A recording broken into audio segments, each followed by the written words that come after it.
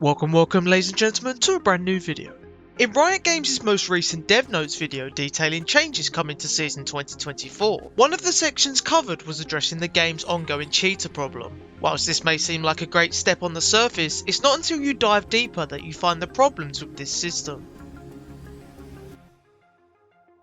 Released in 2020 alongside Valorant as its in-house anti-cheat software, Riot Vanguard was developed for the first-person shooter in an effort to tackle cheaters. As a competitor to Valve's Counter-Strike, a game with notable cheating problems, Riot Vanguard was more aggressive than usual with its anti-cheat. The easiest way to explain this is this picture, which shows the amount of access each function is allowed to have to the device and its information. With the kernel being central, it is where the most permissions are needed, and usually occupies your core system 32, as well as say an antivirus software to stop malware being installed on the higher rings. Now, this is where Riot Vanguard's problem arises. In an attempt to stop any form of cheating, it wishes to operate on the most privileged level, allowing access to everything involved with your device. And although Riot Brightmoon in his recent video said the following: Vanguard does not collect or process any personal information differently from our current anti-cheat software.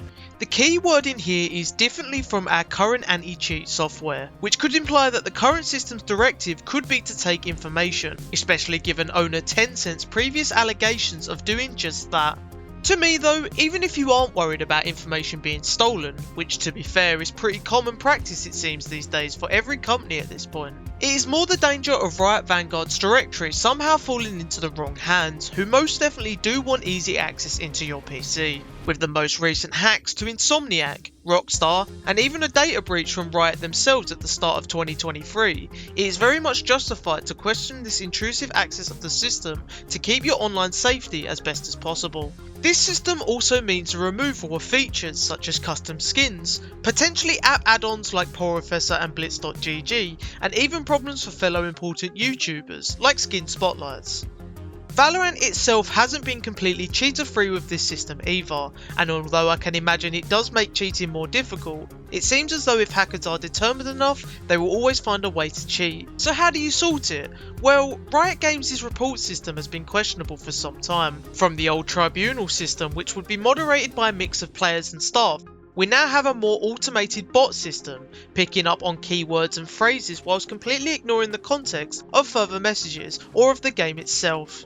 In terms of bans issued from scripters, people do spot these and report as such, but the turnaround time from Riot to eventually issue a ban is too long, mainly because it is not something that automated bots can pick up and require a human eye to see and issue. Riot Vanguard's introduction is a commitment more to the bots side of things and less to the people side of things, which, let's be honest, isn't a shock as it is clearly an effort to cut costs and maximise profit. But what kind of profits will you make without a fan base by adding a sometimes unstable Riot Vanguard to a client that is in serious need of updating? Not to mention a massively expensive gacha system they've been trying to push for months. Either way, I hope they can see sense with this, but honestly, if they cared for the community, this decision would have been brought up sooner for questioning rather than a few weeks before going live. What do you think? Let me know in the comments how you feel about Riot Vanguard coming to League. Like and subscribe if you are new around here, and as always, I'm Riot Intel, and I'm out.